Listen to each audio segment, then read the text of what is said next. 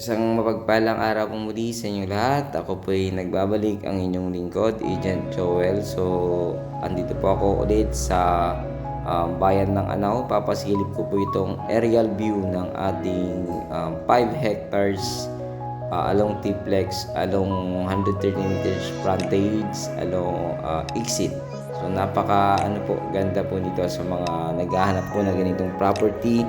Meron po siyang part na nakadikit sa T-Plex. Yun nga lang, ewan ko, mahal po ata ang magpabukas ng T-Plex kung gusto mong mag-business dyan. Pero maganda rin naman po ito dahil pagka-exit makikita po nila, pwede ka namang maglagay doon ng malaking tarpaulin para makita po nila at mag-exit po sila kung gusto mong maglagay ng restaurant dyan or kainan, pwede rin po. So kung gasolinahan naman, pwede rin po dyan kasi mas malapit sa T-Plex. Maganda rin po, or mga ibang business po na gusto nyo pong ilagay dito sa property na ito. 5 hectares po ito, napakaluwang din po ng frontage sa Provincial Highway. From MacArthur Highway ito, mga sabi mo ng 8 to 10 minutes nandun ka na sa MacArthur Highway, Moncada, Tarlac. So napakalapit lamang po, ganyan po yung shape ng property. Ang maganda pa po dito, pagdating ng araw, pwede mo po siyang gawing residential area.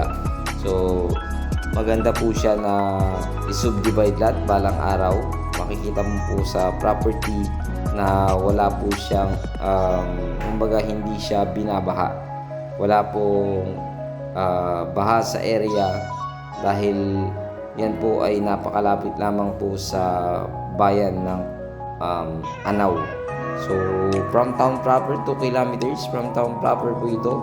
Napakaganda po itong property, but syempre medyo ang presyo po nito ay medyo mataas din po, sa 1,200 per square meter.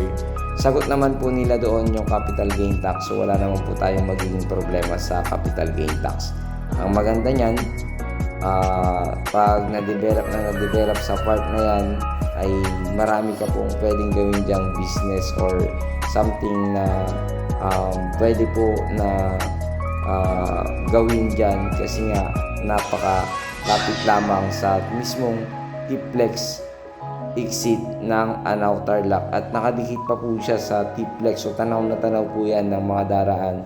Kung meron ka pong magandang idea o anong gagawin mo dyan, ay napakaganda po ng property na ito.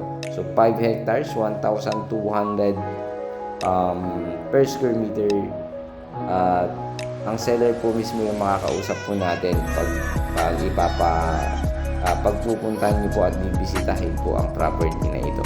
Napakaganda po nito dahil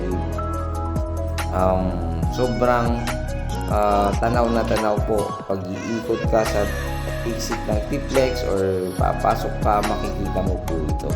At kung ikaw naman ay